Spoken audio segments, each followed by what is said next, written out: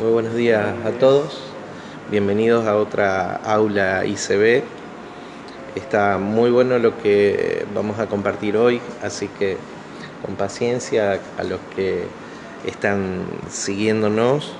Llegamos hasta el nudo, el capítulo 12. Esta semana y la semana que viene ya desentrañamos casi la totalidad del libro, la parte más trascendente. Después nos va a quedar el capítulo 13 de Hebreos para seguir un poquito más, pero ya casi estamos terminando.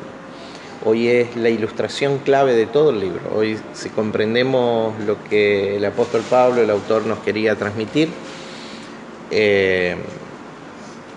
vamos a sacarle gran provecho cada vez que nos acerquemos a este libro y a entender específicamente los tiempos. Cómo ha sido la administración de Dios, especialmente cuál es el rol que tiene el pueblo de Israel y cuál es el rol diferente, por supuesto, que tiene la iglesia. ¿Sí? Antes de comenzar con la exposición esta mañana, lo que hacemos es orar. Vamos a orar, ¿sí? ¿Quién quiere hacerlo de los presentes? Muy bien. ¿Alguien más? Bien, acá Pablo y Miguel nos van a dirigir al Señor en oración. Les digo antes que empecemos a orar, hermanos, si vos se te está sumando, compartí el video también para ponerlo al alcance de otros más que están deseosos por recibir la palabra de Dios. Para poder recibir a cabalidad, completamente, para poder extraer lo que Dios tiene para nosotros, tenemos que poner demanda por la palabra. ¿Qué es lo que yo tengo que poner? Yo tengo que poner la disposición, poner demanda. Sentarme con la Biblia, con la palabra de Dios y estar dispuesto a que el Espíritu Santo opere, ¿sí? Trayéndome revelación y conocimiento de su persona. ¿Vamos a orar? Padre, estamos delante de tu presencia en esta mañana, Sí, en el nombre poderoso de tu Hijo amado. Estamos acá con la disposición de nuestra mente, de nuestro corazón, de nuestra alma, de nuestro espíritu, para que tu luz penetre en lo más profundo de nuestro ser. Y que desde esa lejanía salga esa luz irradiante de que sos vos en nuestra vida. Te damos gracias por esta posibilidad de estar todos los domingos a esta hora, acá en este lugar, compartiendo con los hermanos acá y con los que nos están siguiendo a través de las redes sociales. Bendigo, Señor, toda esta actividad que se ha iniciado para la gloria de tu nombre. Gracias, Señor, por cada una de las posibilidades. En el nombre de Cristo Jesús. Amén. Gracias, Padre. Gracias, Señor, por estar acá, Señor. Gracias porque ayer pudimos inaugurar, Señor, el grupo de adolescentes. Jóvenes, Señor, de adolescentes, Padre. Gracias, Señor, porque fue una experiencia muy linda, Padre. Y me pongo firme que voy a estar todos los sábados ayudándolo, acompañando, Señor, a todos los chicos, Señor. Gracias, Padre, porque fue muy lindo ya, Señor. Gracias, en el nombre de Jesús, te damos toda la gloria, toda la honra y la alabanza a ti, papá. Gracias por el apóstol, Señor, por su familia. Gracias porque hoy pudimos estar acá por este día de vida, Padre. En el nombre de Jesús. Amén. Bendigo la vida de cada uno de las personas en torno a tu palabra en esta hora, Señor, en este lugar, aquellos que vayan a sumarse a la transmisión, Señor, aquellos que van a escuchar tu palabra en diferido. Señor, abrimos en el nombre de Jesús nuestro entendimiento, Padre, y te rogamos que tu luz, la de tu palabra, brille, que tu luz, la de tu presencia, brille, Señor, completamente en nuestros corazones. Espíritu Santo, gracias, Señor, por poder abrir en libertad tu palabra. En el nombre de Jesús. Amén. Amén.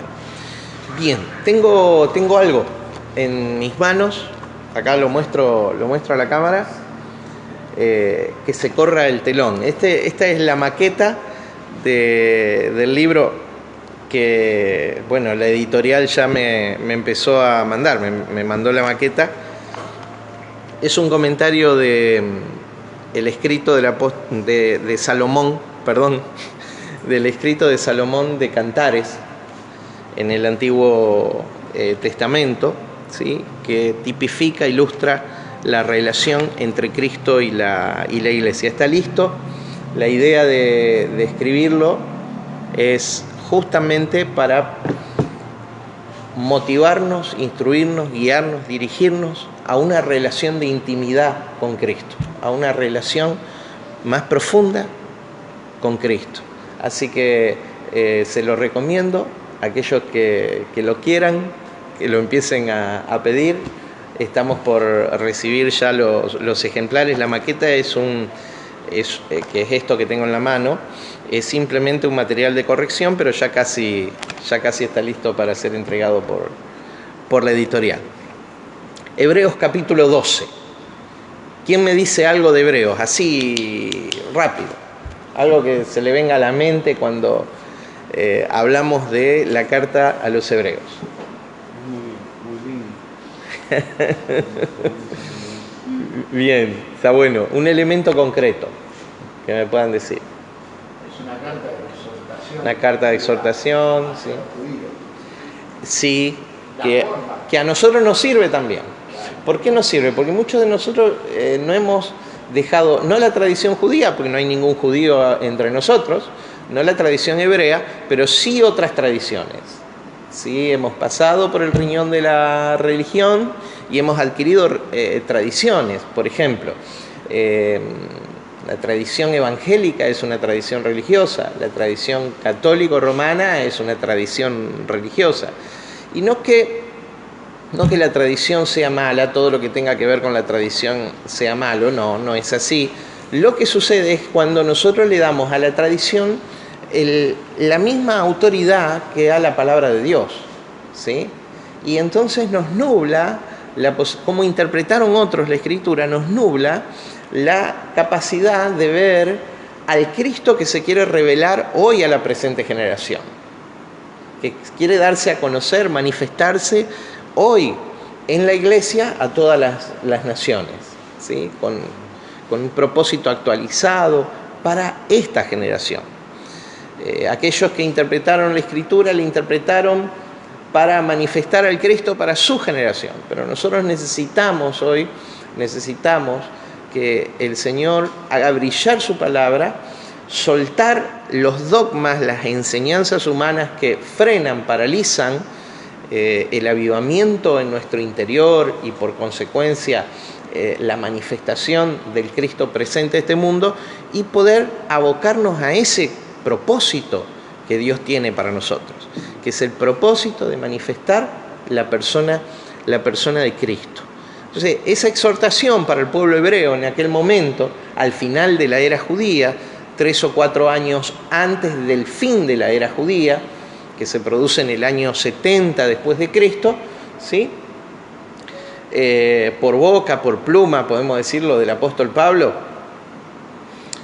nos viene bien a nosotros también, ¿sí? Hay un gran conocimiento en toda la carta a los hebreos acerca de lo que son las tradiciones, la cultura y la fe judía, ¿sí? Y muestran cómo todo aquello es algo incompleto, que necesita un nuevo eslabón para que cumpla, que cobre sentido, que cobre dimensión real. A ver, aquello era un diseño que necesitaba la sustancia, el volumen que la revelación de Cristo traía, porque el Antiguo Testamento o el Antiguo Pacto es un conjunto de ceremonias incomprensibles, un conjunto de prácticas que no tienen sentido y un conjunto de mandamientos que debieran conducirnos a la necesidad que crea en sí mismo de un Salvador. Porque toda la ley en su conjunto tiene un ministerio de condenación. no de salvación. Algunos ven en la ley la revelación del carácter moral de Dios. En un sentido puede ser, pero la ley fue dada para conducirnos a la necesidad de un Salvador. Para eso fue dada la ley. El apóstol Pablo claramente lo expresa en la carta a los Romanos. Dice, porque por medio de la ley, esto es capítulo 3, del verso 18 en adelante se pudiera leer, pero por medio de la ley es el conocimiento del pecado. Sin ley, sin mandamiento, sin antiguo pacto, sin monte Sinaí, diga monte Sinaí, Monte Sinaí. no habría conocimiento del pecado. Sí, Miguel. Ahí me cayó la ficha desde Adán hasta Moisés. Ahí pude entender eso. Lo que sucedía, que de Adán a Moisés había pecado, pero no a la manera de transgresión. Exactamente. Porque según lo define, bienvenido, según lo define el apóstol Juan en su primera carta, capítulo 3, verso 4, primera de Juan, capítulo 3, verso 4, define pecado como infracción a la ley. Pecado es infracción a la ley. Ahora, si no hay ley, no hay transgresión de la ley, sí hay pecado, ¿sí? Sí hay pecado, pero no hay transgresión, no a la forma de la transgresión a la ley. Por eso desde Adán hasta Cristo reinó la muerte, ¿sí? Porque había pecado, no a la manera de transgresión, según Romanos 5. Y de Moisés hasta Cristo se profundizó aquello, fue claro, fue evidente. ¿Por qué? Porque ningún ser humano podía ajustarse a cumplir la ley a rajatabla. No, era imposible. La ley es solo una buena referencia, nada más. Algunos dicen que revela el carácter moral de Dios. Yo lo pondría en discusión. Le explico por qué. Porque si bien la ley revela de alguna manera la santidad, también necesitamos hacer énfasis en la revelación del amor y de la misericordia. No que en la ley no haya, hay, pero el énfasis es la santidad. Cuando viene Cristo, el énfasis es el amor. Como atributo moral de Dios, ¿cuál es mayor, la santidad o el amor? El amor. Justamente, Dios nunca dejó de ser santo. ¿Se entiende? Pero ahora revela una nueva fase, que es el amor. Porque no solo es de Él hacia nosotros, sino también nosotros hacia Él. Sí, y de Él, el nosotros tiene que abarcar la humanidad. Y hoy lo vamos a ver en las palabras griegas. Es muy interesante. No puede abarcar una nación selecta. De nuevo, mentalidad judía. Si nosotros en la iglesia desarrollamos la mentalidad de una nación selecta y ponemos nosotros y ellos siendo aquellos que todavía no han despertado a la dimensión espiritual, vamos a estar errando nuevamente. Es como que nos colocaría en una posición superior. Totalmente. Y no es así. No. Porque el amor de Dios es para todos los hombres. ¿Sí?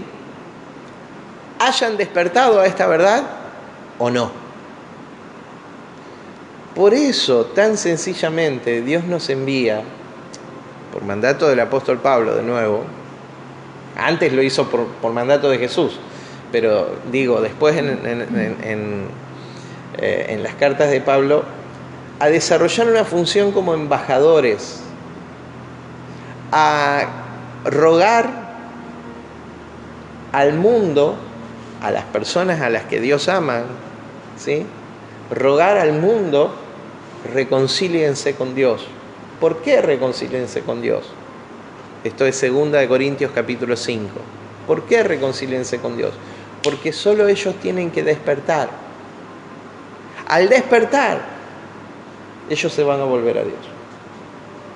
Pero no le podemos pedir a alguien que no despertó todavía que se vuelva a Dios. ¿Sí? ¿Qué hace la religión? Básicamente la religión le dice, cumplan estos mandamientos, eso es volverse a Dios. No. Ningún ser humano, por medio de la ley, será justificado delante de Dios, porque por medio de la ley es el conocimiento del pecado. Y como dice también el apóstol Pablo en Gálatas, la ley ha sido nuestro ayo para llevarnos a Cristo. ¿Sí? Nuestro curador, nuestro guiador para llevarnos a Cristo. Porque yo no conocería el pecado, Romanos capítulo 7, si la ley no diría, no codiciarás. ¿Se entiende?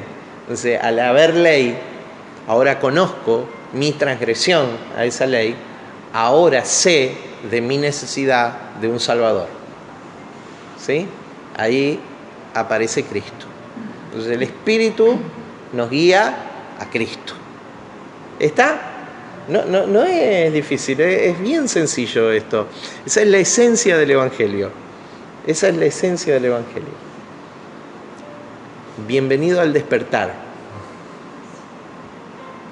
Bienvenido al despertar. Bien. Despiértate tú que duermes y te alumbrará Cristo. Efesios capítulo 5. Pero ahora vamos a Hebreos 12. Habíamos dejado en el verso 18. La semana pasada, estas semanas que vinieron, vimos que el apóstol Pablo toma la ilustración de la carrera y dice, corramos con paciencia la carrera que tenemos por delante. ¿Sí? Puestos los ojos en Jesús, el autor y consumador. La meta de la carrera es Jesús, como el prototipo, el primero de aquellos que seguimos la carrera del propósito divino. Los versos que siguen en el capítulo 12 nos muestran la función de la disciplina. No la disciplina como castigo, sino la disciplina como una expresión de amor. Si alguien te ve cometer un error y no te advierte, lo que está mostrando es que no le interesa tu vida. Mi pregunta esta mañana es, ¿a Dios le interesa tu vida? Entonces hay una dimensión del amor que es la corrección, que es la disciplina. Porque si Dios nos deja sin disciplina, nos trata como a gente sin padre. Gente sin padre. Pero como Él nos trata como a hijos, diga conmigo, soy hijo. Soy hijo. Máximo título, no existe un título nobiliario. El otro día leía un artículo hablando de realeza en la actualidad y demás, donde quien en España reinó Juan Carlos, ¿no es cierto? Hasta que abdicó y delegó en su hijo, Juan Carlos todavía vive, le dejó el lugar a su hijo, al príncipe de Asturias. Cuando él era príncipe, reunía 41 títulos nobiliarios. Se dice que es de la estirpe más noble en cuanto a la realeza, ¿no? Y después otros hacen cualquier tipo de interpretaciones más, pero al margen de eso, el actual rey de España tenía más de 41 títulos nobiliarios de la nobleza europea. Ahora, digo, ninguno de esos títulos es mayor que este. Hijo de Dios.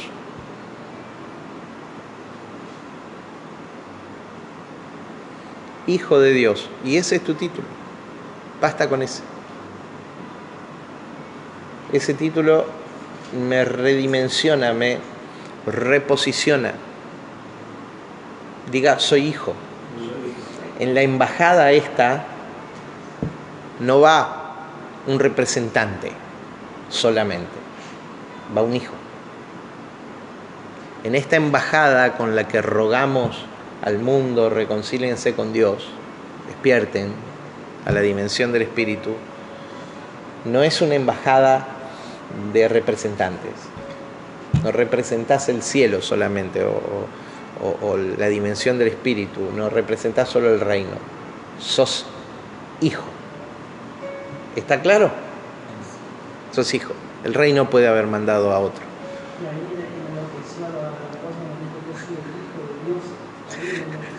Ahí le pateó el nido a los religiosos. Ahí pateó el nido. Mirá esta conjunción de títulos acerca de Jesús. Observá esta conjunción de títulos. Hijo de Dios, hijo de hombre. El hijo del hombre. El hijo de Dios. Es una cosa extraordinaria. Jesús se presenta de las dos formas. El hijo del hombre.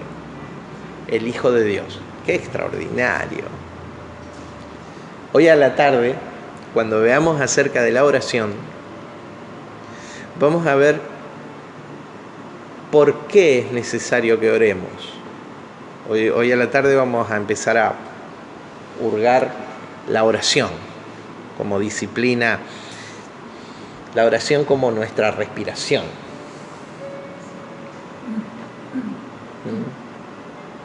Así como si vos pasás varios minutos sin respirar, el oxígeno que porta tu sangre se va contaminando, va desapareciendo, va siendo consumido por tus células, y tus células empiezan a morir cuando no les llega oxígeno. ¿Sabes eso? ¿Sabes cuáles son las primeras células que mueren? Las del cerebro. Cuando no te llega oxígeno, las primeras células que empiezan a morir son las neuronas, cuando no hay oxígeno en el cuerpo. Mi hermano, si no hay oración, no puede haber comprensión, conocimiento, no puede haber entendimiento espiritual. Entonces, no usen nunca más esta expresión, no le llega agua al tanque, porque significa justamente eso. Y la humanidad está saliendo de esa situación. Y el despertar de los hijos viene a partir de salir de esa situación. Capítulo 12 de los Hebreos, de la carta a los Hebreos, verso 18. La semana pasada vimos la exhortación de Esaú, del ejemplo de Esaú, cómo aún queriéndose volver a Dios, no lo pudo hacer aunque lo procuró con lágrimas. Entonces era el apóstol Pablo diciéndole al pueblo de Israel: va a haber un momento que aunque ustedes quieran, no se van a poder volver. Ahora es el momento. ¿Sí?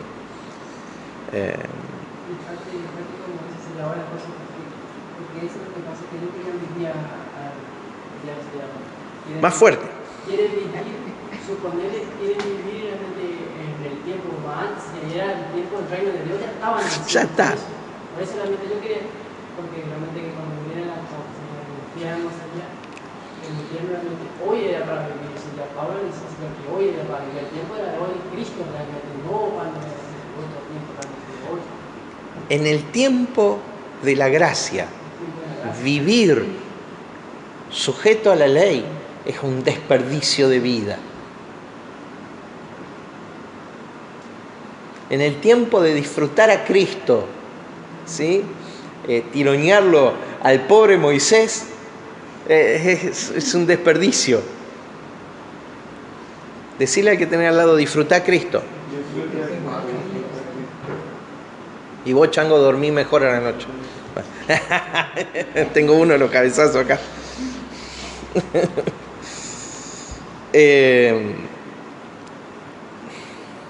Antes de leer el texto, saludo a los hermanos que nos ven. Fabi Bandeo, Olga Figueroa, te bendigo. Juan Marco, tu cumpleaños y todo, te bendigo. Un beso y un abrazo grande, varón. Bueno, también Gisela Fleitas, Eri Lobey dice buen día. Juan Marco dice que la ley existe para revelarnos el amor de Cristo. Justamente es la plataforma antes del amor. Bienvenidos a todos. Capítulo 12, verso 18. ¿Qué querés decir, Miguel? Me queda una pregunta dando vuelta. A ver, si podemos. Adán y Eva, Sí. ¿cuál es su situación? No, ¿cuál fue? ¿Cuál es? ¿Cuál es su situación presente? Y yo estimo que es una situación de redención. La redención que Dios hizo de ellos, figura de la redención que haría de la humanidad, sucede después, en el verso, creo que es 15 o 17, no recuerdo, del capítulo 3 de Génesis, cuando Dios les trae a ellos una túnica de pieles para cubrir la desnudez de ellos. Cuando dice, ¿quién les enseñó que estaban desnudos? Es que la mujer que vos me diste me dio de comer el fruto y entonces mis ojos fueron abiertos. ¿Sí? Bueno. No, muy interesante. Muy interesante eso. Hasta ese momento eran una sola persona. Hasta la caída es como que la unión perfecta entre el hombre y la mujer se cortó. La mujer que me diste. ¿Entendés? Hasta ese momento era varón y varona. Adán era una sola persona. Bueno, pero no vamos a entrar en esas cosas. Pero aún así no los dejó que sean avergonzados porque Le trajo, murió. y nota esto, no había existido muerte en el mundo. Ahora, ¿de dónde sacó Dios las pieles? Tuvo que haber el sacrificio de un animal inocente, y eso es figura del sacrificio del Cordero de Dios, que en el antiguo pacto cubría y en el nuevo pacto quitaba el pecado del mundo. ¿Sí? Pregunto esto porque la opinión general es que Adán y Eva fueron condenados. No es así. La religión tiene ganas de condenar a todos. ¿Me explico? Sí. Porque si vos no seguís sus preceptos, Sí, exacto. estás condenado, hermano. Bueno, yo creo que Dios tiene ganas de salvar a todos. ¿Qué habrá hecho Dios? No, es un tema de Dios. Vamos a seguir con Hebreos.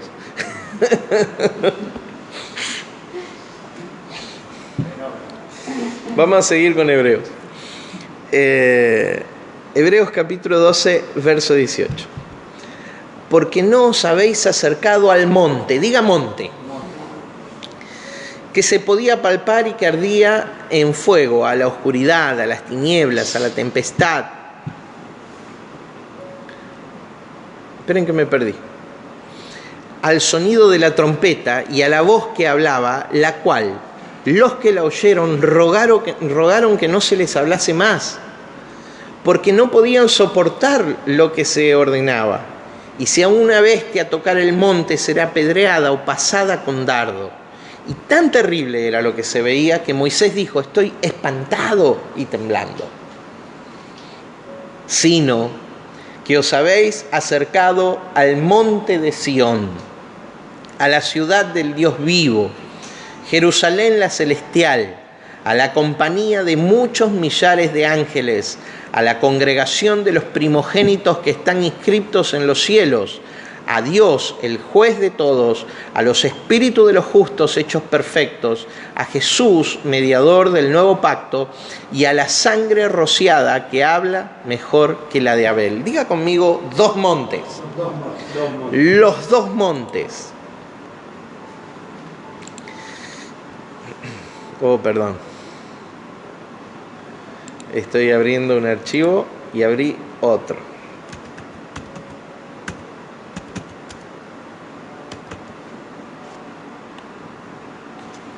Ahora sí. Diga conmigo los dos montes. Los dos montes. ¿Cuáles son esos dos montes? Tienen nombre. Y son la ilustración de la carta. La ilustración de todo el tratado. La ilustración que Dios le da a la nación hebrea, a nosotros y a todos los que nos quedamos en el pasado o se quedaron en el pasado, afiliado a su cultura de formación y no dejaron que el Espíritu Santo los lleve a nuevos niveles de revelación. Bien, los dos montes son el monte Sinaí y el monte Sión. Los tres primeros versículos, son 6 los que vimos, los 3 primeros versículos hablan del monte Sinaí, los 3 últimos versículos hablan del monte Sión. Entonces, es como que el autor a los hebreos, el apóstol Pablo, conocedor, muy conocedor de la cultura y la formación hebrea, repite algo que Dios le ordenó a Moisés. Moisés, cuando entres a la tierra prometida, lee las bendiciones de Dios sobre un monte y las maldiciones de Dios sobre el otro monte. Y díganle al pueblo, elijan las bendiciones o las maldiciones. Moisés murió sin haber entrado a la tierra prometida, ¿sí? Pero el mandato quedó a su sucesor, Josué. Entonces Josué ingresa a la tierra prometida y después de cruzar el Jordán, después de volver a circuncidar a la generación que había nacido en el desierto, acuérdense que esa generación en 40 años había muerto, había perecido por incredulidad, excepto los 2 paladines, líderes, príncipes de Israel, Josué y se me fue el nombre del otro señor, anciano, capítulo 5 de Josué. Caleb, ahí está. Josué y Caleb, excepto ellos, ingresaron a la tierra prometida, pero toda la otra generación muere en el desierto, no se habían circuncidado, llegan a Gilgal, habiendo ya atravesado el Jordán, estando a merced de todas las naciones cananitas, ¿sí?, que ocupaban la tierra. Dios le manda que se circunciden. Dice, pero Señor, nos hubieras avisado antes que crucemos el Jordán. Bueno, se circuncidan todo. Y luego de Jericó, luego de Ai, ¿sí? Ay, luego de la derrota de Ai, de la victoria de Jericó, ellos buscan 2 montes, Josué busca 2 montes, el monte Ebal y el monte Gerizim, y hace ritualmente, acuérdense, antiguo pacto, ritos, representaciones, ilustraciones, ¿sí?, que tienen sentido cuando viene el nuevo pacto. En el monte Ebal y en el monte Gerizim lee las bendiciones y las maldiciones. Elijan ustedes ahora, ¿qué quieren? Si oyen y ponen por obra, entonces vienen las bendiciones. Si oyen y no cumplen, entonces vienen las maldiciones. Elijan monte Ebal, monte Gerizim. Hoy el autor a los hebreos hace un recordatorio, ¿sí?, les hace revivir a la nación hebrea. Hay 2 montes, pero los montes no son Ebal y Gerizim. Los montes reales, montes de la decisión, ellos están en el valle de la decisión y tienen que elegir. Joel capítulo 2 habla de esto. Ellos están en el valle de la decisión y ellos tienen que elegir entre la bendición y la maldición. Los montes son el monte Sinaí, que representa estrictamente la ley, el lugar donde fue entregada la ley, y el monte Sión, que representa estrictamente el reino de Dios y la gracia. ¿Sí? Esos 2 montes son puestos de nuevo delante de ellos, pero los montes ahora con nombre y apellido, los que corresponden.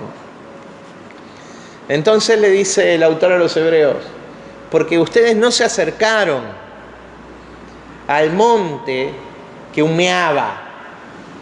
¿Cuál era el monte que humeaba? ¿Se acuerdan cuando Moisés se acercó al monte Sinaí? Dice, andá solo.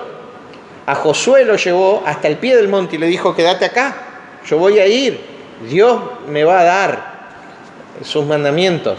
Y lo tuvo 40 días y 40 noches. Tan espantoso era lo que sucedía en el monte, no sé qué puede ser, pero tan espantoso lo que los hebreos desde el campamento veían, que después de varios días dijeron, lo cocinó Dios ahí a Moisés. Moisés está frito ahí, nadie sobrevive a lo que vimos. Aarón, vení, hacen una representación de Jehová. Acá está nuestro oro. Y él le hace a Jehová, le dice, le trae. Y era un becerro de oro. Era un dios con la forma de los dioses egipcios. Era Jehová, pero era conforme a los dioses que Israel había visto en Egipto. Pero Moisés no había muerto, porque Moisés, si bien era el medio por el cual Dios había dado la ley, Moisés era un ministro de gracia. Por eso no murió. Moisés tenía un nivel de revelación superior al pueblo. Era un ministro de gracia. A Moisés se le permitían cosas que al pueblo no. Sí, es interesante, muy interesante. Es muy interesante. No lo vamos a desarrollar acá. Es buenísimo. Pero a Moisés se le permitieron cosas que al pueblo de Israel no se le permitieron, porque Moisés era un ministro de gracia. Había un ministerio de gloria en él que no pertenecía a su tiempo.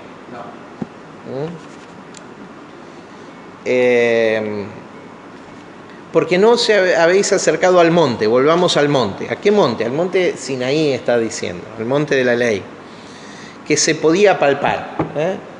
Todavía vos podés ir a la península del Sinaí y tocar el monte. Se puede palpar. Un monte físico. Ustedes no se acercaron a un monte físico, al que se puede tocar, y que ardía en fuego. Fíjense, tan terrible era la visión que se veía desde el campamento. Ardía en el momento que Dios le iba a dar la ley. Ese era monte de Dios, ¿sí?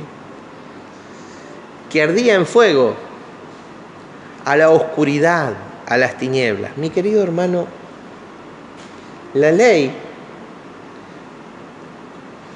es tinieblas todavía. Siempre fue tinieblas.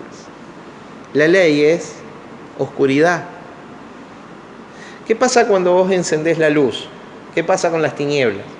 Se disipan, porque tinieblas no es gobierno del mal.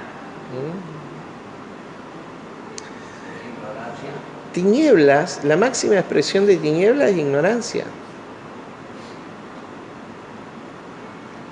La máxima expresión de las tinieblas es ignorancia. O sea, si yo te digo a una persona, vos estás en tiniebla, no le estoy queriendo decir que está poseído por espíritu, sino que está en ignorancia. Seguramente hay espíritus que se manifiestan con mentalidades que son opresivas, Sí, no. que lo someten porque está en ignorancia. Ahora, vos prende una luz, ¿qué pasa con las tinieblas? ¿Quién es la luz? Cristo. Jesús dijo, yo soy la luz del mundo. Y realmente es como la luz, la verdad. Entonces cuando uno pone la verdad, ¿qué pasa? Este se apaga, porque ¿qué le pasa? Bueno, si la verdad y realmente trae una cosa que está actualmente se desacomoda, o desacomoda, por hablar con gente, por decir la verdad, no la apagas aquí. La verdad no es un versículo bíblico, te quiero decir. La verdad es una persona. Yo soy la verdad, dijo Jesús. Yo soy la luz del mundo. ¿Sí? Por supuesto que se manifiesta a partir de la palabra. Por supuesto que sí. ¿Se entiende? Por supuesto que sí.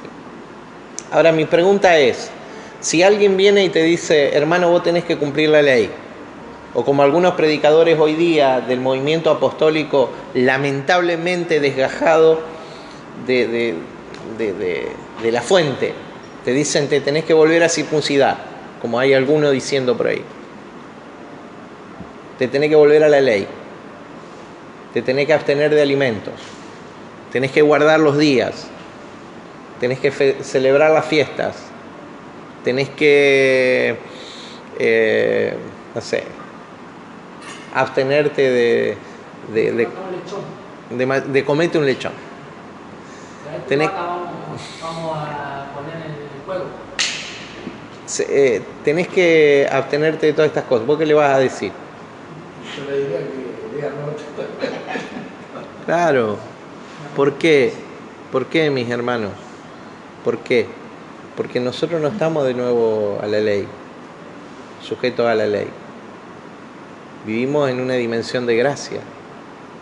El riesgo, ellos te dicen que la ley les da seguridad, entonces les da seguridad.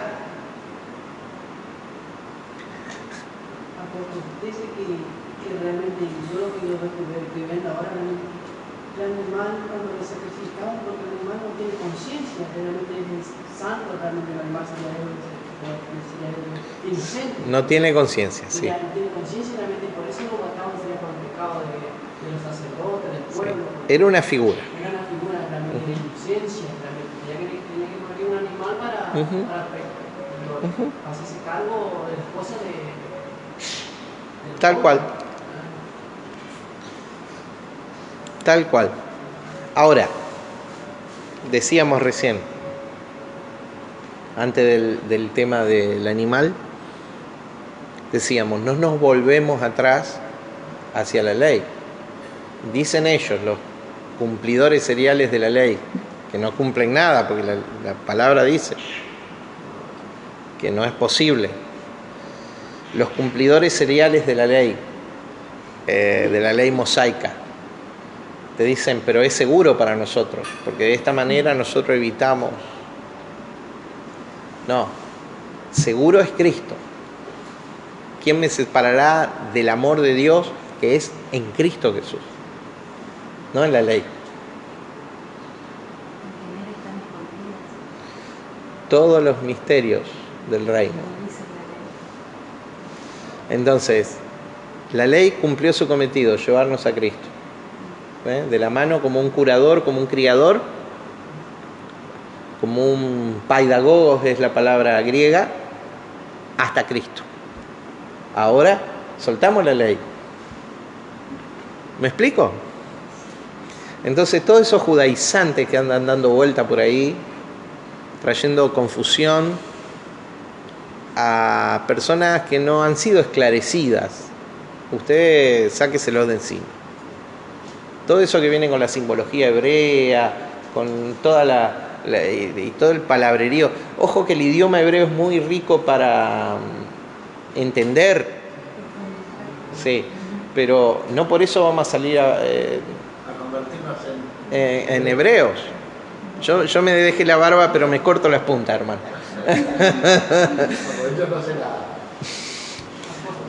Sí, señor. Si vos te encontrás con una gente que viene con la ley, yo por lo menos le pregunto, ¿y vos realmente está por gracia o por la ley? ¿Qué pasa? Nosotros en ese tiempo no vivimos, realmente, no vivimos. Si yo quiero vivir hebreo, no puedo vivir porque realmente, ¿por qué? Porque realmente sería, yo caí por gracia, no caí por ¿qué le pasa? Hay una mezcla realmente. Quieren vivir, y los gentiles quieren vivir como hebreos. Y realmente, nosotros somos gentiles por gracia, ¿no? ¿Qué le pasa? ¿Qué le dijo a Pedro cuando le exhortó Pablo? Tal cual. Tú que vives realmente es hebreo y viví como gentil, le dijo. Porque él quería ser como gentil. ¿Sí? Así es, Dani. Así es. Entonces, no nos acercamos a la ley, está oscurecida, le falta luz, ¿sí? tiene algunos destellos, algunos relámpagos, algunos refusilos, y que ardía en fuego a la oscuridad, a las tinieblas, a la tempestad, al sonido de la trompeta y a la voz del que hablaba, una voz potente, estruendosa, el cual los que la oyeron rogaron que no se les hablase más. Basta, basta, no podemos soportar. No lo podemos soportar. Si vos lees Deuteronomio 28, por ejemplo, Deuteronomio, la palabra deutero es repetición, y nomios viene de nomos, ley, ¿sí? Repetición de la ley. Cuando vos lees Deuteronomio, especialmente el capítulo 28, vos tenés 15 versículos de bendiciones, pero después tenés una cantidad extraordinaria de textos de maldiciones. ¿Sí? Porque vendrá esto y vendrá aquello y vendrá pa. Bueno, mi hermano, eso es la ley. Insufrible, insoportable. La ley es tan compleja que llegó hasta maldecir a Jesús. A Jesús. No pudo hacer que Jesús peque. Pero la ley dice, maldito todo aquel que es colgado en un madero. Él que es la bendición de este mundo fue hecho maldición por la ley. O sea, la ley no tiene ninguna posibilidad de brindarle nada a nadie más que guiarnos hasta Cristo. ¿Está claro? Entonces, ¿qué vamos a hacer cuando nos vengan con alguna propuesta de ley? O cuando aparezcan todos esos judaizadores de nuestra cultura. Usted no tiene nada que ver con nosotros. Así. Nos manda a estudiar la vida. Sí, a disfrutar de la gracia que se nos manifestó a todos los hombres. Si usted puede leer Tito 2:11, porque la gracia se manifestó para salvación a todos los hombres. ¿Dice sí o no? Tito 2:11. Bueno, porque la gracia se manifestó para salvación a todos los hombres. ¿La gracia en qué se manifestó? En Cristo. ¿Ah? Salmo 45. Eres el más hermoso de los hijos de los hombres. Su gracia se derramó sobre tus labios. Y nosotros después aprendemos por Jesús que de la abundancia del corazón habla la boca. O sea, esa persona estaba llena de gracia. Sea así. Poné los ojos en Jesús, autor y consumador de la fe, el principio y el fin de la fe. El cual, cuando la oyeron, rogaron que no se les hablase más. No podían soportar lo que se ordenaba.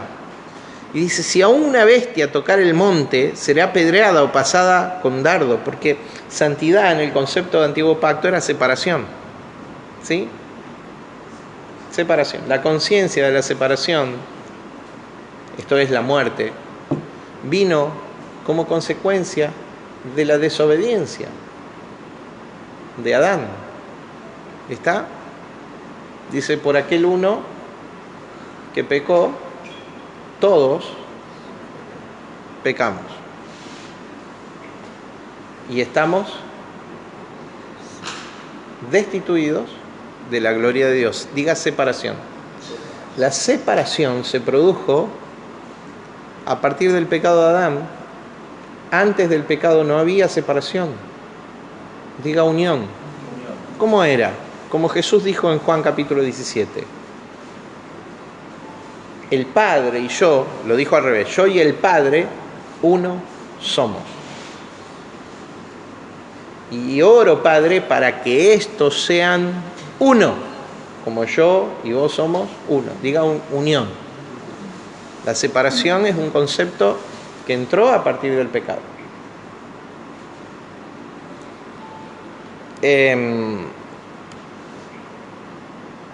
Porque no podían soportar lo que se les ordenaba. Si a una bestia tocar el monte, será apedreada o pasada con dardo. Verso 21, para terminar la parte del monte Sinaí. Y tan terrible era lo que se veía, que Moisés dijo: estoy espantado y temblando. Estoy espantado y temblando. Diga temor.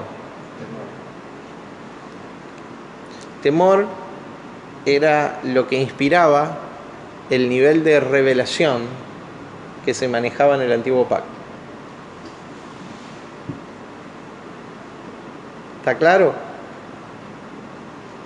Un Dios que decía: maten todo, maten toda bestia, no dejen nada con vida. Hay que raerlos de la tierra. Tiene su explicación. Pero ese Dios daba temor. ¿Se entiende?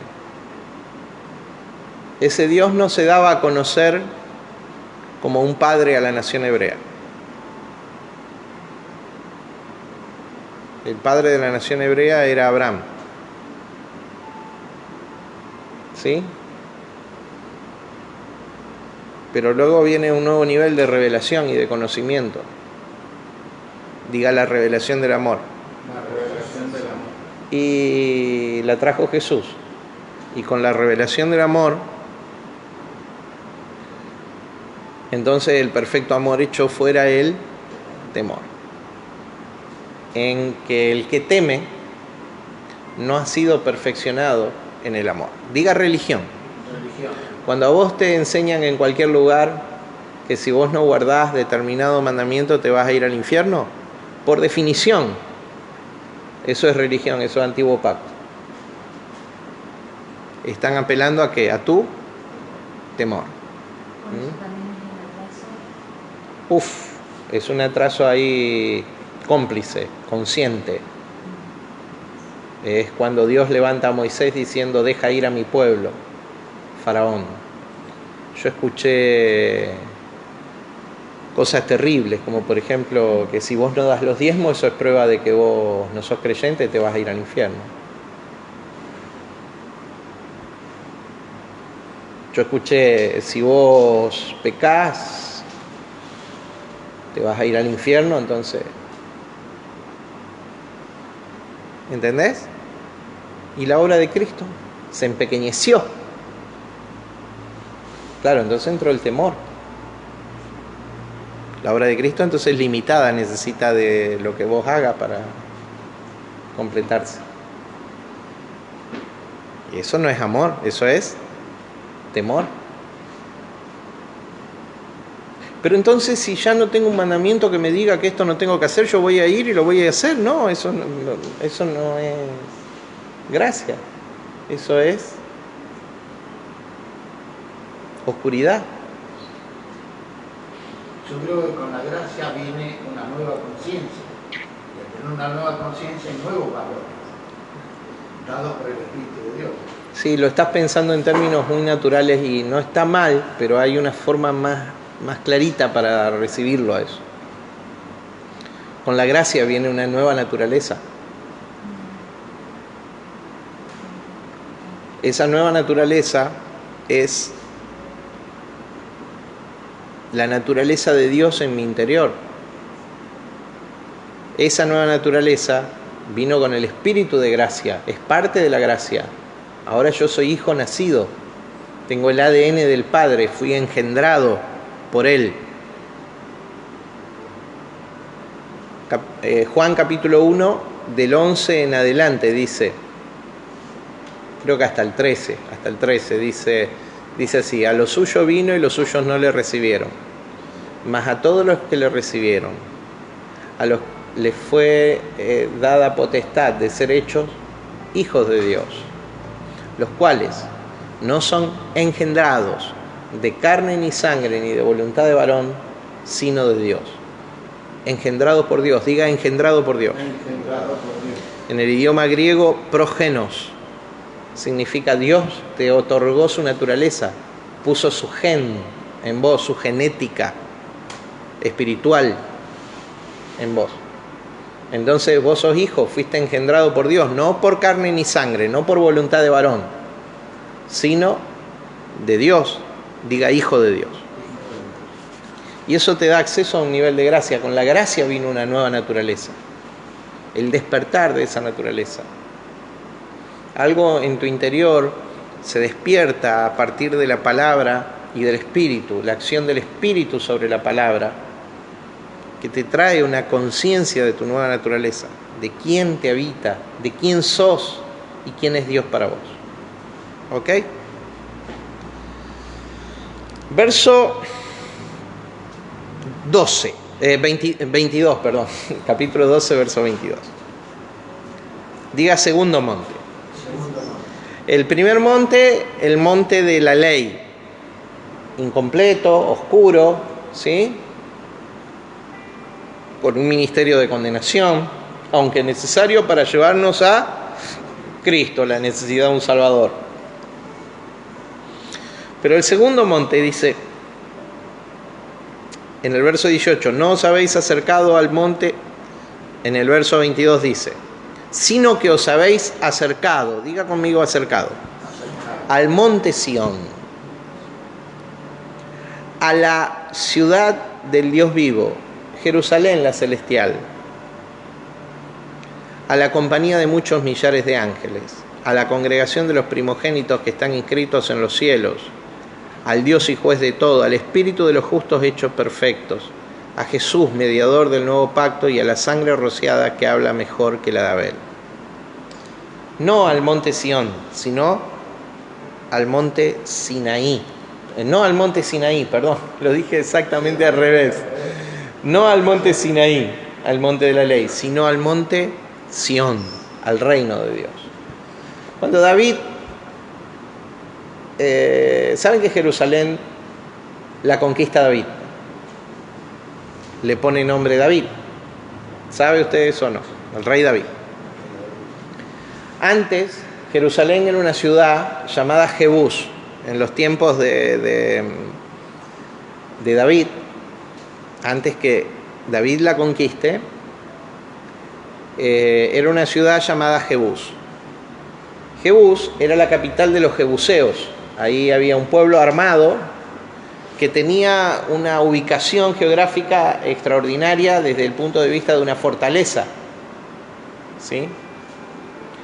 Ahora David ve esa tierra y la quiere conquistar y sueña con establecer la capital de su reino en ese lugar. Tanto así que se llamó la ciudad de David. ¿Sí? La ciudad del rey. Y al monte, que era el monte Moriah, donde Abraham iba a sacrificar a Isaac, que estaba ahí, en esa ciudad, era parte de la ciudadela, de la fortaleza interna de la ciudad, le llamó él Monte Sión. ¿Por qué? No porque él era un creativo, sino porque lo había visto en su espíritu, porque era parte de la revelación que él accedió antes de tiempo. Él había visto el diseño de Dios y dijo, esto se parece, acá vamos a traer a la tierra el diseño de Dios. ¿Sí? Entonces esta ciudad va a ser la ciudad que yo vi, este monte va a ser el monte en el que yo canté, vamos a decir, a donde fui llevado. Usted dice que sería que nosotros podemos ser un David, sería en este tiempo. No, vos sos más que David. Vos sos más que David. Eso lo tenemos que entender. Sos más que Moisés y más que David. Vos sos más. Vos sos hijo. Al nivel de Cristo sos hijo. Sí, al nivel de Cristo realmente sí. Pero tenemos la mente, podemos tener las mismas fallas que David, pero con el corazón de Cristo. Podemos. A eso es lo que le decía. Podemos. Mira, esto es increíble, esto es extraordinario, increíble está mal dicho. Esto es extraordinario. Dios nos posiciona en un nivel superior, porque nos otorgó esa gracia, nos dio a Cristo. Ahora, ¿cómo? Diga monte Sión, el monte de la gracia, el monte del reino, ¿sí? Reino es un monte, está tipificado como monte en todo el Antiguo Testamento. Por ejemplo, ya Nabucodonosor sueña con la piedra cortada no con mano que desmenuzó la imagen y vino a ser un monte que llenó toda la tierra, ¿sí? Monte es reino, monte es esa piedra, monte es Cristo, Cristo es reino, Cristo es el rey y el reino, ¿sí? Bueno, entonces, ustedes se acercaron al monte Sión, a la ciudad del Dios vivo. Diga Jerusalén celestial. La Jerusalén celestial representa, por lo que nosotros vemos en Apocalipsis capítulo 20 y 21, a la iglesia. ¿Está? La iglesia que viene del cielo como ataviada, como una esposa dispuesta para su marido. Esa iglesia ya está hoy establecida en la tierra. No es que se establecerá. La Jerusalén celestial no es una ciudad cúbica que va a venir del cielo como un ovni o no sé qué, cosa fantástica que ustedes se pueden llegar a imaginar. No, la Jerusalén celestial básicamente es la iglesia. Y la ilustración es una ilustración alegórica, es una ilustración espiritual. No es que va a haber una ciudad física, material, que un día vendrá. Es una ciudad espiritual que ya vino. Hoy es el tiempo de la iglesia, la esposa de Cristo en la tierra. Sí. Porque ahí viste que dice, ¿no? De que no hay oro, no hay polilla, no hay eso, viste que dice realmente. ¿Qué pasa? A veces la religión piensa realmente que van a estar el oro, van a estar todo y espiritualmente dice que no hay polilla, que no hay oro, no hay nada de esas cosas. El oro es algo que... Todo simbólico es. Ahora, nosotros somos unos caprichosos bárbaros. La escuela literalista, que tiene principios interesantes, pero si a todo lo que es espiritual lo hace literal y fuerza la escritura,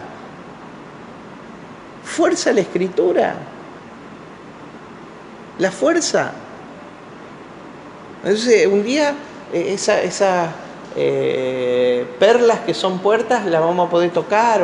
No, eso ya está. Aparece en el diseño de la Jerusalén celestial 12 doces. ¿Qué es eso? Es el número de edificación de la iglesia. La iglesia no se cimienta sobre 12 apóstoles, los apóstoles del Cordero. No es lo mismo los apóstoles del Cordero o los apóstoles de Cristo que los apóstoles del Espíritu Santo. No es lo mismo, pero no importa, otro día será motivo de estudio. 12 doces. La iglesia se cimienta sobre la doctrina de los apóstoles.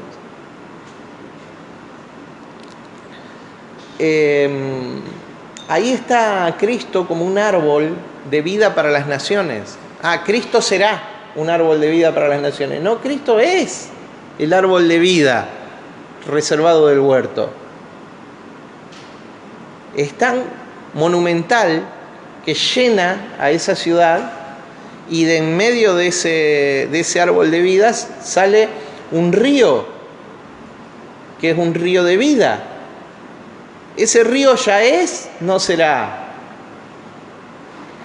¿Las hojas de ese árbol son para sanidad de las naciones hoy día? ¿Esa sanidad de las naciones es? No será. Las naciones de la tierra traerán sus riquezas a esa... Eso ya es. No será. Eso ya es. mi hermano, reconsidere, la iglesia ya está establecida, no tiene que ser establecida. Israel ahora tiene la misma entrada que nosotros. Cualquier hebreo tiene que recibir a Jesús para despertar, el sacrificio de Cristo para despertar y ser establecido junto con la iglesia. La iglesia. Sí, Dani. ¿Cómo es que sería? Él vino a recuperar, vino a establecer lo que se perdió. Realmente, establecer lo que se perdió realmente. Sí. El reino del Padre. Él vino a buscar lo que se había perdido. Es muy interesante, vos hacés alusión ahí, por ejemplo, a Lucas capítulo 19, verso 10. Lucas 19:10 dice, Él vino a buscar y salvar lo que se había perdido. No dice a quienes se había perdido o quienes se habían perdido. Quienes serían personas. Entonces la aplicación que uno hace ahí, sin leer concienzudamente el texto, es, Él vino a buscarte a vos, a mí. No está mal. Pero ahí no dice a quienes se había perdido. Él dice lo que se había perdido. Lo que no es a quién se había perdido. Lo que se perdió es la conciencia del reino. La dimensión del reino. El reino de Dios es eterno. El reino de Dios estuvo establecido de eternidad y eternidad, como Cristo. Sus salidas son de eternidad y eternidad, dice Miqueas, capítulo 5. Ya fue establecido. Ahora, el problema es que no fue legal en la tierra hasta que Cristo derramó su sangre. Porque el hombre que había recibido la autoridad de Dios para manifestarlo, la perdió a través de la caída.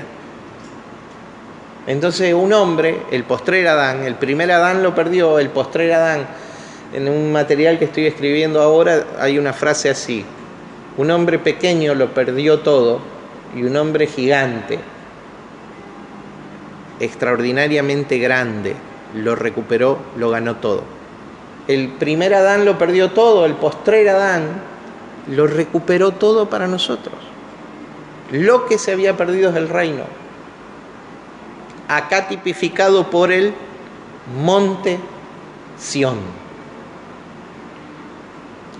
Sino que sabéis, verso 22, sino que os habéis acercado al monte Sión, a la ciudad del Dios vivo, Jerusalén la celestial, a la compañía de muchos millares de ángeles.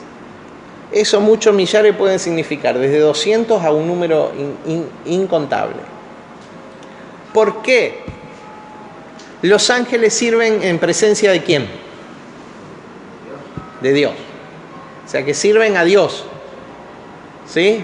Nosotros creemos que los ángeles cantan todo el día, ¿no? Bueno, es una idea que alguno tiene. Bueno, está bien. No vamos a discutirla. Digo, los ángeles sirven en presencia de Dios. ¿Qué pasaba con Jesús? ¿Qué dice el texto bíblico? Dice que los ángeles lo servían. Cuando Pedro se quiso hacer el defensor de la causa y sacó la espada y le corta la cabeza, le tiró la cabeza, le agarró la orejita, ¿viste? Le agarró la orejita, pero le tiró la cabeza. Y le corta la oreja a Malco, ¿sí? al alguacil, al guardia de los sacerdotes del templo. Le corta la cabeza, le corta la oreja. Jesús, ¿qué le responde? Pedro, si el Padre quisiera, yo rogaría al Padre y Él me enviaría 12 legiones de ángeles. Nunca he visto las 12 legiones juntas. Ningún campo de batalla soportó 12 legiones romanas, ¿sí? 4 sitiaron Jerusalén y la destruyeron. Si el Padre quisiera, me enviaría 12 legiones de ángeles. Dice que los ángeles lo servían a Él, porque Él, ¿qué es? Hijo. ¿Cuántos de ustedes saben que los ángeles los sirven? Entonces fueron acercados al monte Sión. a la compañía de muchos millares de ángeles. Muchacho, el que le tiene miedo al diablo sonó acá. Porque te voy a decir, la obra de Cristo fue suficiente para devastarlo, pero por si esto fuera poco, ahí está la compañía de muchos millares de ángeles a nuestro favor. Entonces, seres espirituales que operan con capacidades sobrenaturales, ¿sí?, por mandato de Dios al servicio tuyo. Sigo. Sí, Miguel. Hay dos cosas que he aprendido y las he asumido realmente. Una es no tenerle miedo al diablo, Sí. que sé que ya está totalmente vencido, y el otro es a la muerte. Tenía un gran temor de la muerte. Un gran temor. Y dice que Hoy, perfecto, sí. hoy no, hoy lo veo como un más allá, mucho más maravilloso.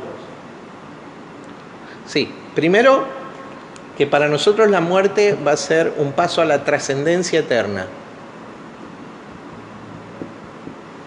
Pero para eso hay que descargarse completamente acá, en la vida de otros. No llevarnos nada para allá. Diga, vinimos del amor, vamos hacia el amor. ¿Qué te va a llevar? ¿Dineros? ¿Te va a llevar? ¿Posesiones? ¿Diplomas? ¿Estudios? ¿Ministerios? ¿Te los va a llevar? Nada te va a llevar.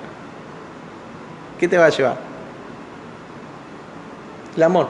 O sea, venimos del amor, vamos al amor, tranquilo, tranquilo. El postrer enemigo que será vencido es la muerte, dice 1 Corintios 15, hablando de la resurrección. Nosotros vamos a trascender en la vida de los otros, de los que resucitan al oír la voz del Hijo de Dios, los que despiertan, ¿sí?, en la vida de los otros. Entonces seamos la manifestación del Cristo presente para la siguiente generación. Difundémonos. Acabo de inventar una palabra. Perdón. Difundamos la esencia que nos habita a nosotros. Es porque esa esencia queda en la tierra. Tu yo, ¡pac!, se va para allá, encima ligerito de carga se va. Mi yo se va, mi alma se va para allá. Lo que queda en el otro es el espíritu del Cristo que sembramos. ¿Está? Dejar también de llorar tanto la muerte, celebrar más la vida. Por eso es en vida. Che, ahora. Dale ahora. Yo veo los jóvenes, sufro a veces esto, te digo, estoy pensando en voz alta, no sé si lo tengo. Yo veo a mucha juventud disiparse en cosas que no son. Y están perdiendo la oportunidad de trascendencia espiritual. Trascendencia espiritual.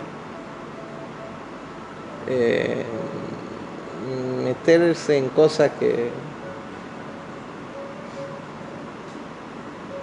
calman la sed hormonal que el cuerpo tiene o que el cerebro tiene de consumir, y perdiéndose cosas de la sed espiritual que el espíritu tiene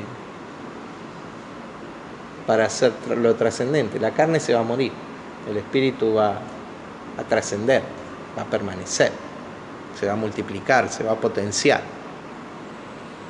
¿Qué pasó, Dani? No sé qué me quedé yo ese día, me quedé con usted, que hay hermanos que son realmente que tienen años, realmente se hacen de edad, y ahí sería que ya se sienten bien. ¿Por qué? Porque dice, yo lo que se llama así, aunque mi carne se envejece, mi espíritu se renueva cada día. Sí. Lo que le pasa a ellos es que lo hacen en el espíritu toda la vida. Sí, y puede fallecer cualquier persona de cualquier edad y aún así ser igual. Sí, sería porque el espíritu es que se renueva, la carne puede ser. No es cuánto vivimos, sino cómo. ¿Cómo vivir? Eso, ¿cómo vivir? A Jesús 3 años y medio de manifestación pública le alcanzó. Y le sobró. No quería decirle sobró por la duda, pero le alcanzó.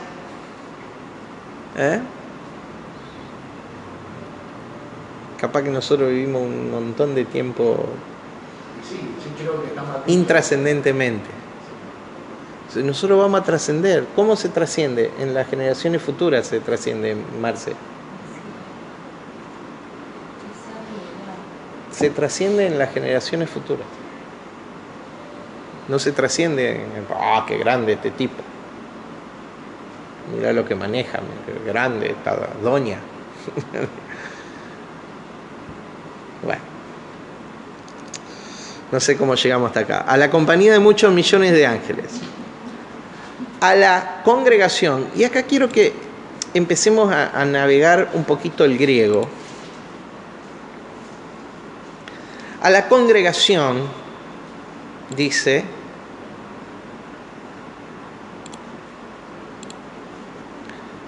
de los primogénitos que están inscritos en los cielos. Bueno, acá vamos a explicar algunas cosas. Diga a la congregación de los primogénitos inscritos en los cielos.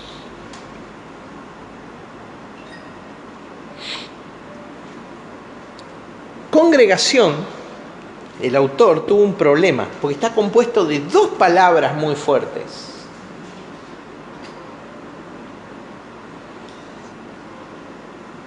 Congregación está compuesto ahí de dos palabras muy fuertes. Y el autor, en vez de traducir las dos palabras, las juntó en una.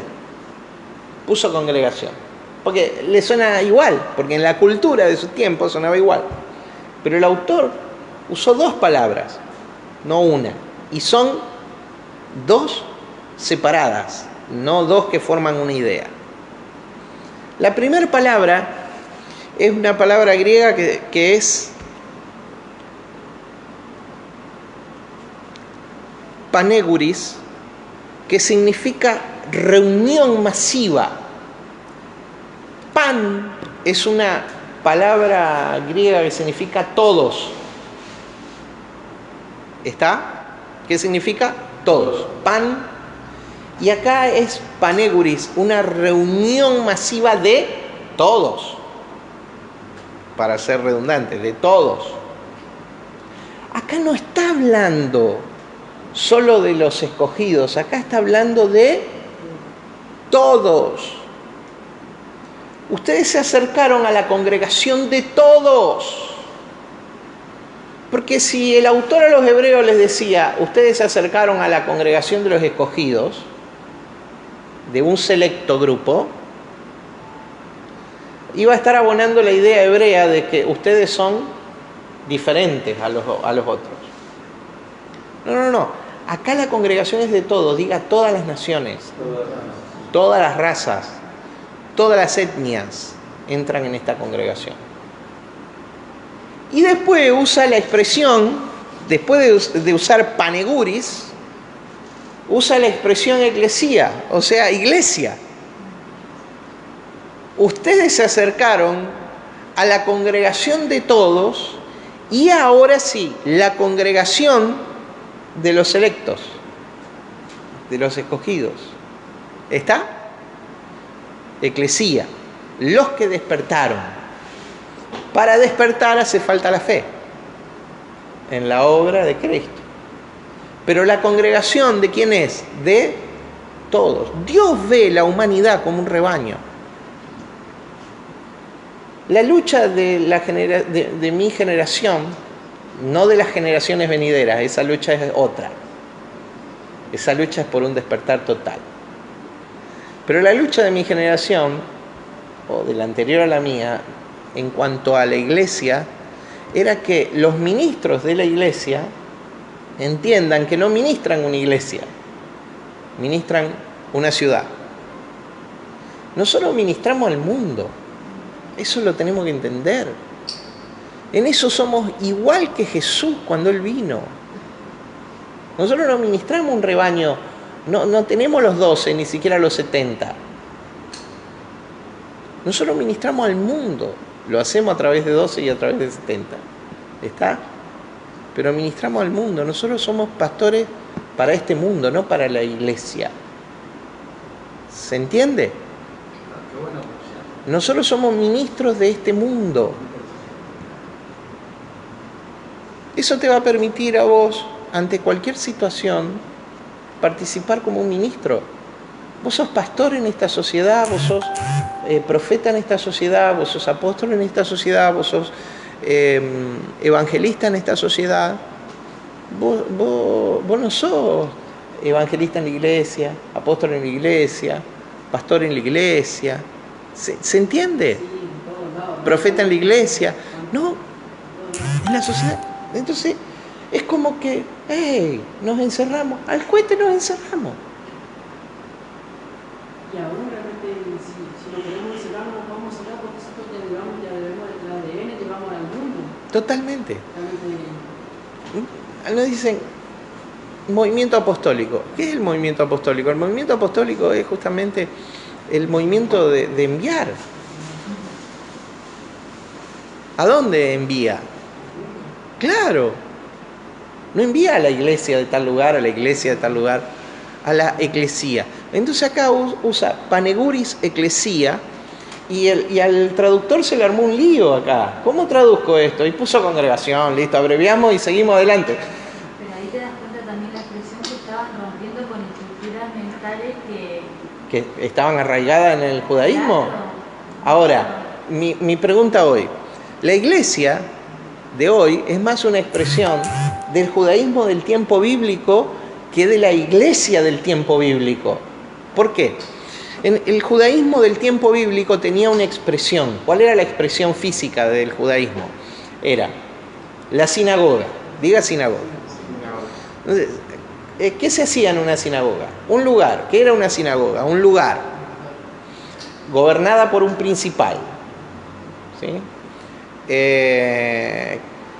Donde todo el pueblo de Dios, entre comillas, el pueblo hebreo en ese momento, se congregaba una vez a la semana, el Sabbat, para leer la Torá, la Biblia, y orar y alabar a Dios.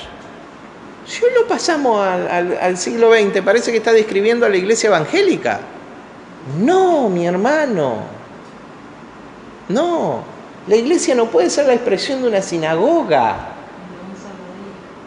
Claro, la iglesia es, por lo que dijo Jesús, eclesía, es la asamblea, el órgano de gobierno espiritual para la manifestación del reino en la tierra. ¿Qué tiene que ver con congregarnos un día a la semana eso? ¿Me explico? Nunca más diga vamos a la iglesia. Nunca más. Decirle a que tenés al lado, seamos iglesia. Seamos iglesia. Porque el nuevo templo, realmente, el nuevo templo de nosotros, el templo vivo. Y es llevarle la presencia para que el mundo despierte. No es traerlo. Entonces, en la expresión sinagoga, la máxima expresión de aquello es que venga mucha gente a la sinagoga. ¡Ah, qué sinagogón que tenemos! Rompamos eso.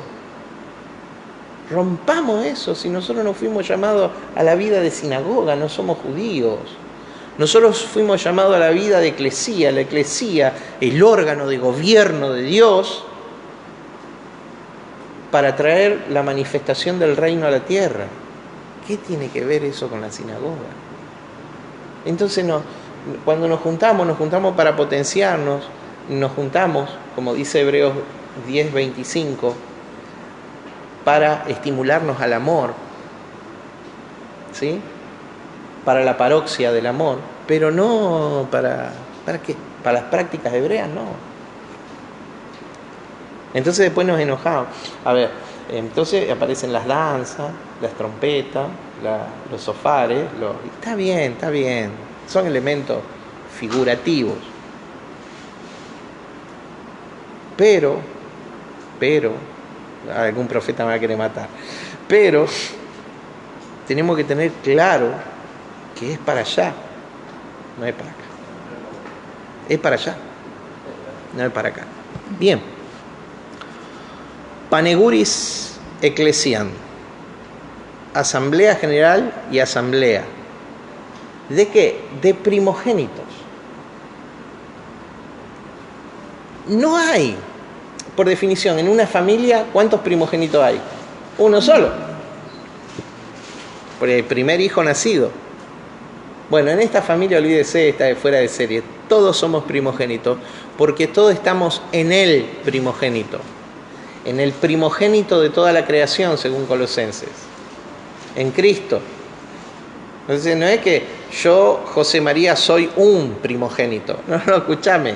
Yo estoy en el primogénito. Es la asamblea, la congregación de los primogénitos, de la gente de la doble porción, del doble entendimiento, de la doble responsabilidad.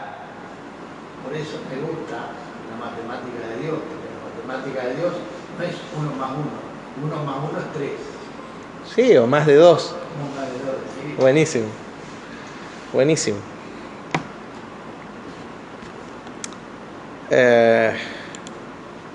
Los primogénitos, la congregación. A Dios, el juez de todos. Otra expresión. No parece. A ver. A Dios, el gobernante de todos. El crites, el criterio, el que pesa todo. A los espíritus de los rectos que han sido hechos perfectos, que han sido completados. Tu espíritu ya está completo. Tu alma no. Tu alma tiene que estar llevada a Cristo todos los días. Pero tu espíritu ya fue perfeccionado, porque tu espíritu es una impartición del Espíritu de Cristo. El Espíritu Santo impartió la vida de Dios, el ADN del Hijo. Entonces, tu espíritu es una impartición de la vida de Cristo. Tu espíritu ya está completo. Tu alma ahora tiene que ser completada. Tu alma tiene que ser llevada a Dios todos los días. A la sangre, a Jesús, mediador de un nuevo pacto. Jesús, mediador de un nuevo pacto. Y ya termino. El único mediador es Jesús, el único sacerdote, sumo sacerdote, puente, pontífice, puente, es Jesús. Y a la sangre rociada que habla mejor que la de Abel. Podríamos estar 1 hora con esto. La sangre de Abel derramada en la tierra fue injustamente, por homicidio, fue la primera sangre derramada en homicidio por su hermano Caín. Fue justamente, diga, la sangre habla. La sangre. Bueno, la sangre habla. Fue justamente lo que Dios le dijo a Caín cuando le salió al encuentro para juzgarlo. La sangre de tu hermano clama por justicia desde la tierra, le dice. Entonces, los judíos sabían bien esto. La sangre de Abel, que había sido derramada por Caín, clama por justicia desde la tierra. Entonces ahí lo juzga a Caín. Y lo maldice. Entonces clama por justicia es porque la sangre habla. Entonces la sangre de Abel clama por justicia. La sangre de Cristo declara justificación. ¿Entiende? La sangre de Abel clama por justicia. La sangre de Cristo clama por justificación. O sea, te justifico, te declaro justo, te declaro recto. Por gracia. En la dimensión del Espíritu, por gracia.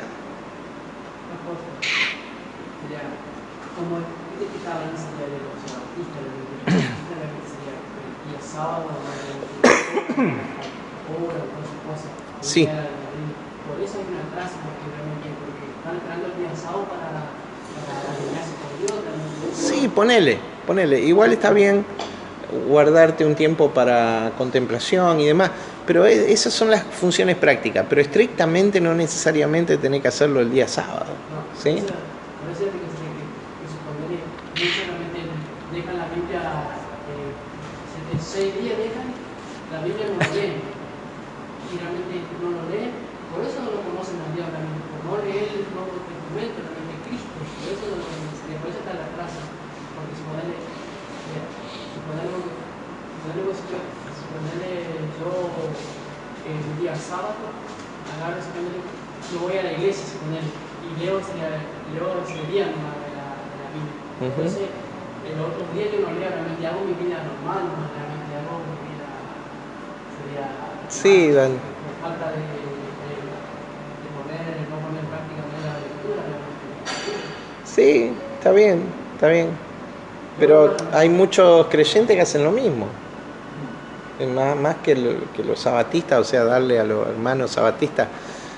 Hay creyentes que hacen lo mismo, muchos de los nuestros, o sea, no tocan la palabra, no oran, no. A veces lo que estamos diciendo, y nos tenemos que esperar el pastor que nos dé No. la palabra, sino nosotros tenemos que leer la palabra realmente en nuestra casa, en el Nuevo Testamento, lo que Cristo hizo a través de la gracia. Por eso realmente en la iglesia de Cristo avanza, crece cada día, porque realmente el Espíritu de Dios le da una revelación más allá por la palabra, realmente se va limpiando, lo vamos renovando cada día. Por eso realmente Cristo realmente da el crecimiento más elevado, realmente el crecimiento.